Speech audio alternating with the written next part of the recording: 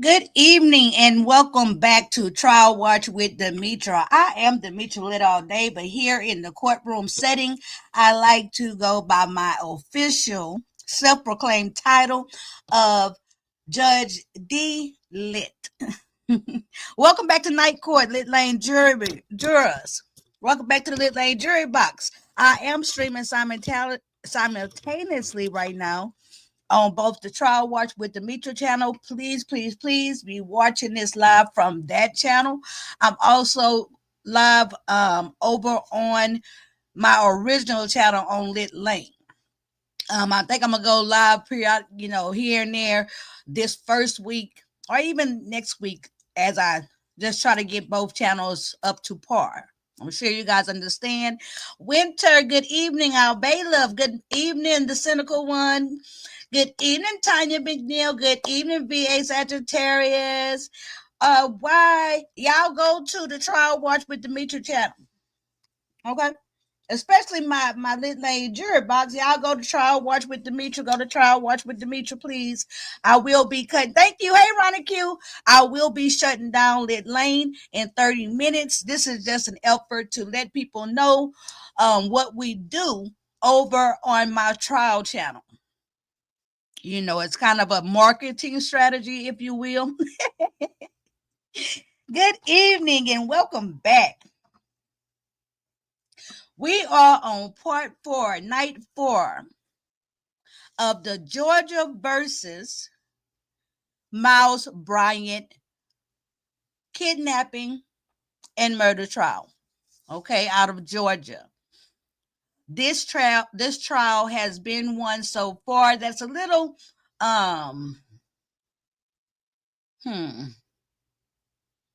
it's very thought-provoking, and let me tell you why. This is a trial against Miles Bryant. Miles Bryant was a very young police officer. Did ROTC all through high school, seemingly on the right track, started his career in the law enforcement, went through the police academy, seeming like he was doing all of the right things. A real stand-up guy, right? Susana Morales, 16 years old, high school sophomore.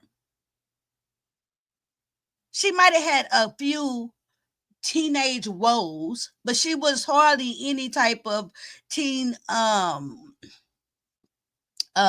they call those? What do they call? Hey, Darby, hey, foot soldier. What do we want? She was hardly just this out and out teen rebellious girl.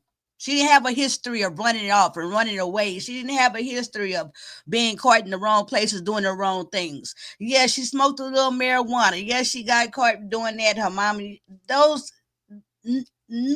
not even close to it, or true problematic child. She wasn't a delinquent. Thank you, Sean P. And good evening, Katie. Ooh, I can't talk. Hold on. Let me push my love seat up against the couch. Okay? I mean, up against the wall. Jill's comfort zone. Good evening.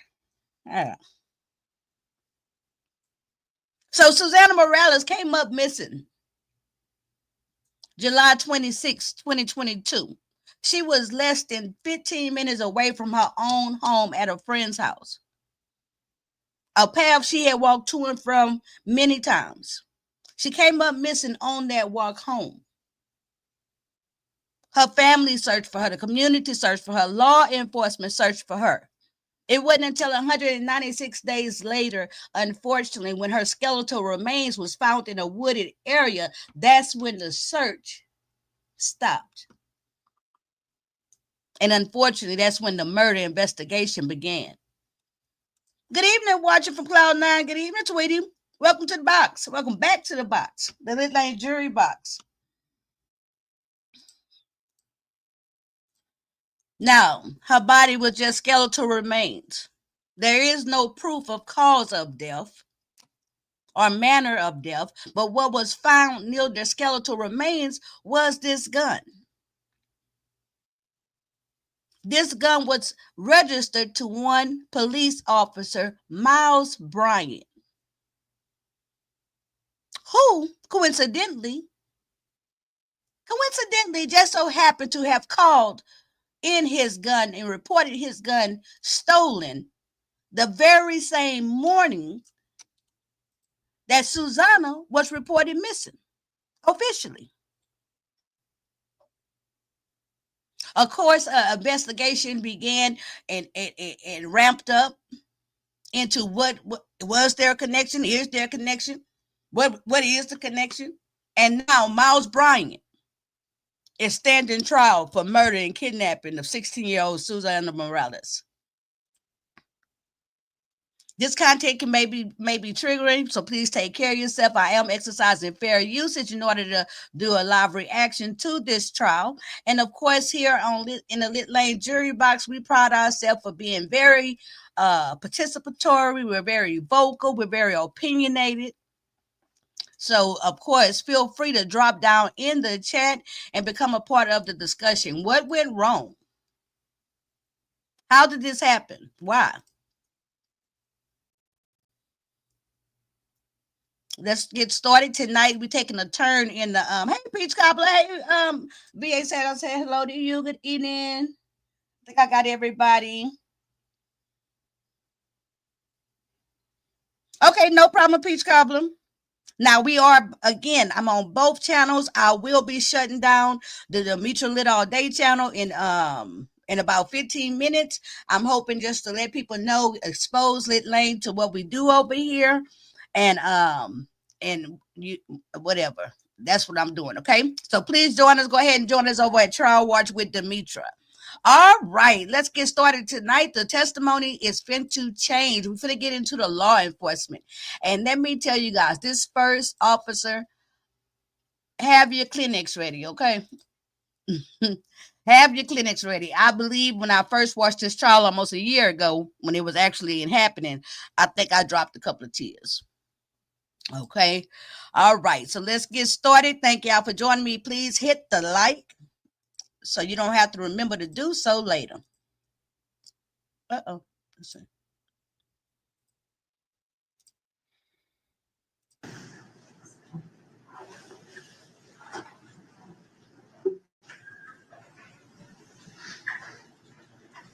The state of Georgia versus Miles Bryant.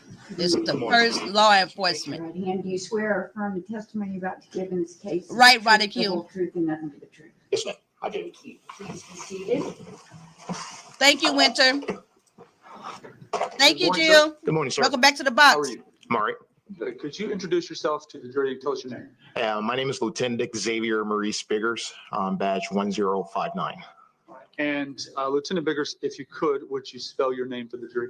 Yes, it's X-A-V as in Victor, I-E-R. Biggers, B as in Bravo, I-G-G-E-R-S. Now, I can obviously see the uniform, and we had a badge number from you. Who do you work for? I work for Gwinnett County Police Department. And how long have you worked for the Gwinnett County Police Department? Just over 18 years. Now, prior to being employed with Gwinnett County Police, did you have any other law enforcement experience? Thank you, Ronnie Q. No, sir. You are a lieutenant now with the Gwinnett County Police Department. What is your current role with the police department? My role is to basically supervise the uniform units at the East Precinct, making sure that I'm incident command when there's needed, and supervise the sergeants and the patrolmen that run the shift every day. Uniform Patrol Division. Give the jury a brief description of what is the Uniform Patrol Division. The Uniform Patrol Division is basically the officers answering the 911 dispatch calls. A lot of times they're mentoring the children in the community. We do a lot of community affairs events. Their job is to make sure that the laws are being upheld by the citizens of Gwinnett County. And the Uniform Patrol Division, that's generally the most visible element of the Gwinnett County Police Department, right? The marked vehicles who are driving around on the roadways here in Gwinnett County? Yes, sir. Now, you are assigned to the East Precinct. Generally, what area is that? That's typically Decula, a little bit of Lawrenceville, some of Buford, and a little of the area around Archer High School, before Archer High School off New Point and New Hope Road, and pretty much the country areas of the Gwinnett, which is like Hawk Mountain Road, areas Welcome like back, that, Ms. Queenie, Kilcrest. 98. How long have you been in this current role out there at the East Precinct? Just over a year and a half. Prior to that assignment with Uniform Patrol, what was your previous assignment? You mean to list them all, or just the last one? Directly before that. Oh, I was the sergeant over the Special Victims Unit. All right. And Love Blake. describe for the Welcome. jury, what is the Special Victims Unit? The Special Victims Unit basically investigate crimes against children, sexual assault cases, exploitation of the elderly, and things of that nature. And how long Our were you Vixen. part of the, and I think you supervised it as a sergeant, how long were you a supervisor over the Special Victims Unit? Right at about 3 years. Now, during July of 2022, when Susana Morales was taken, what was your assignment? My assignment was just I was the sergeant of the unit. Actually, I was actually the on-call sergeant for that weekend. So I kind of knew what had occurred when the sergeant from the West Precinct had called just to notify me that this had occurred, and every avenue that possibly could have been done on their end, as far as canvassing the area and interviewing people nearby that what had been done. And so I had a sense of what I was going to have to do the next day when I got into work.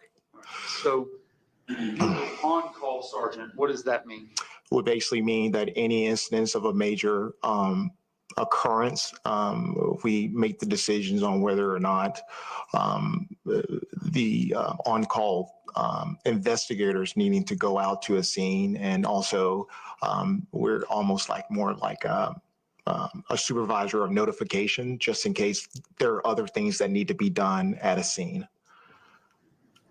Can you tell us generally when a missing person report comes in, when somebody files a missing person report, what is the protocol? How does that work at the police department? Sure. So typically we'll get the missing person report. We gather information on the identity of the person. Typically at that point, it's given to our what is called the assistant administrator, where she will give the family members a call to get more detail, whether that's to get a picture that will be able to assemble out into the public. On top of that, they were just how things go, they want to make sure they got medical records. And then after about, I would say typically when it comes to missing runaways, they typically within the 2 weeks, we typically find them. Just because of just the technology world. But if after 30 days, if the victim is not found, the case is now given to a detective to do more work into trying to figure out what's going on. So there are numerous different detective divisions of the Gwinnett County Police Department, Special Victims being one of those. That's a long time, 30 days. For instance, the homicide unit. Is there a homicide unit in Gwinnett County Police Department? Yes, sir. Now, when a homicide occurs in Gwinnett County, are detectives immediately dispatched and start investigating a homicide? Yes, sir. And in fact, all of them are dispatched. When it comes to a missing persons report, you mentioned that after about 30 days, at that point, a detective might be assigned to look into it. What's the reasoning for the difference in response on assignment of detectives? Sure, because we have to determine whether or not foul play has occurred during that time frame. Majority, we average about 50, 60 missing persons runaway reports a month. And typically within the first couple of weeks, they return home. But in order for us to really, truly think that it needs to be work as a person has been abducted or foul play of a criminal act has occurred, we really do need some type of information to go off of, and not literally just go off the fact that they're missing, that something has occurred in that nature. Sure. In this particular case, I'm going to back up before. As a sergeant of the Special Victims Unit, have you obtained any particularized training in special victims cases? Yes. What kind of training have you gone through? I've gone through Child First. I've gone through investigation how to handle exploitation of the elderly. I've gone through strangulation training, sexual assault trainings, pretty much anything that dealt with crime of sexual assaults. And without us revisiting your 18-year career, generally, if you know, how many different times, you can ballpark for us, have you been involved in a case of a missing person? Like truly missing? Yes. Yes, sir. I've done several of them, to be honest with you. Even when I was actually the detective as an SVU detective. So I was, you know, I'm pretty mindful of what goes on in those situations. So back in the day, they just immediately used to just automatically sign them. And, you know, you have like 5, 10, 20 missing person reports that you was having to work on all at one time. So I've done my share. Okay. In this case, walk the jury through, if you can. Just tell us, you mentioned you were the on-call sergeant when Susana's disappearance was reported, but walk us through your involvement. How did you really get involved in the investigation into Susana Morales' disappearance? Okay. As I said before, I knew that this had occurred. A day later, I got a call from Jasmine. She said that she really wanted to talk with me just to let me know what had occurred, or, you know, what she thinks what may have occurred to her sister. Jasmine and her mother, Miss Guadalupe, and Esmeralda actually came up to the headquarters, and I met with them in our conference room. And you know, Miss Guadalupe doesn't speak a lot of English, so Jasmine translated for her mother, and basically was advised that Susana was going over to Esmeralda house for the during that time frame, but I think later they realized that she did not go to Esmeralda's house, and at that point, her mother, you know, made contact with her to let her know that, you know, you're not supposed to be over at Kelly's house, and that I was on my way to pick you up, and Susana told her, no, don't come pick me up. I'm just going to walk home. And so she walked home, and then Jasmine said that after a while, she realized that Susana had not gotten home yet. And so she pulled up the family's 360 just to see where her whereabouts were. And then it looked that she was walking on to Singleton Road. And then all of a sudden, her GPS basically took off. It showed it going 40 miles per hour the opposite way. And then about 100 yards away, the connection just went away. She really felt adamant that something had happened to Susana. And and be honest with you, every case that we get, a lot of families always say they think something has occurred. And then once we get into the phones and things, we notice that they actually ran away because of the different information that we receive of the phones once we collect the data from the phones when we receive them. And we noted that they has been in touch with their friends, and typically that's how we end up finding them. Right. And so it sounds like that the overwhelming majority of juvenile runaway cases, it's a case of a child just not wanting to come home. Yes. Is that your experience? Yes. When you met with the family shortly after her disappearance, was it the next day, or do you know how long? It was literally 2 days later. When you met with them, was there anything that stood out about Susana's disappearance that might have been different than a normal juvenile runaway? Just for me, the anguish and the sadness and the that the mother posed it. I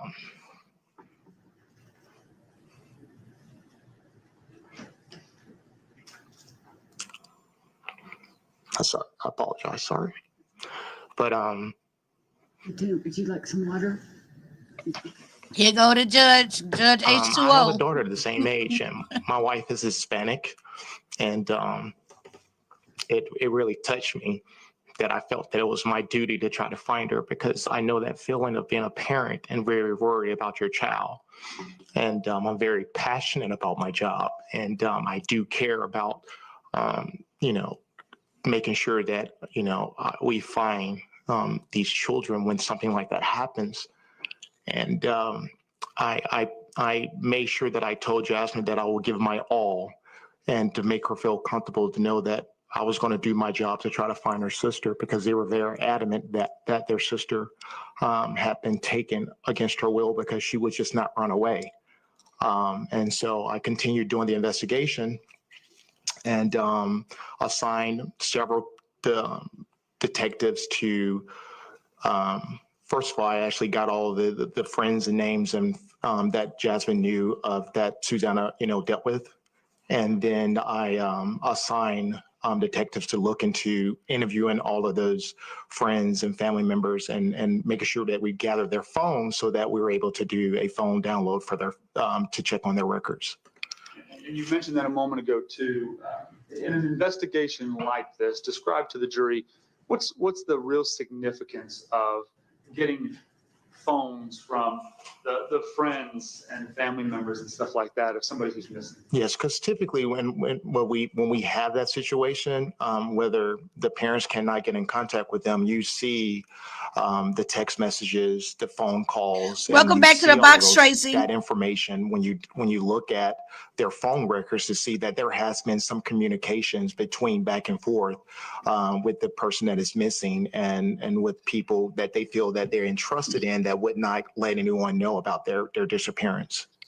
So when a kid runs away, it's short. They might tell a friend. Yes, absolutely. There's going to, in most of your investigations, are there text messages, phone calls, social media messages between the missing person and some friends and some friend group? Yes. In the efforts initially of investigating this case, did the detectives that were assigned, that you assigned to go and talk to the friends, did they obtain phones from the friends? Sorry. Yes, sir. Were those phones looked at by the police department? Yes, they were, sir. Do you recall whose phones were taken? I believe Axel's phone was taken, Esmeralda, Kelly, Detective Corporal. Let's see, who else took some other phones. There were some other friends that along the way, I don't remember their actual names, but there were some other friends that names that were actually taken as well. I believe when yeah. Do you recall a young lady named Alyssa Marvin? I don't remember. No, okay. I think that came out a little bit later, when Corporal Carter took over the investigation and found a lot of that information out. Did the police department review those phone downloads from the friends? Yes, sir, absolutely. In reviewing those, looking for those clues, those messages that oftentimes are there, did the police department locate any messages from Susana to any of her friends indicating where she had gone? No, sir, and that troubled me, because the fact that the time frame when she went missing at that time, there were no interactions other than people asking, "Hey, where are you?" And there were no interaction back. And typically, in my experience, we usually see that communication going on. And the fact that with so many of her friends that she are in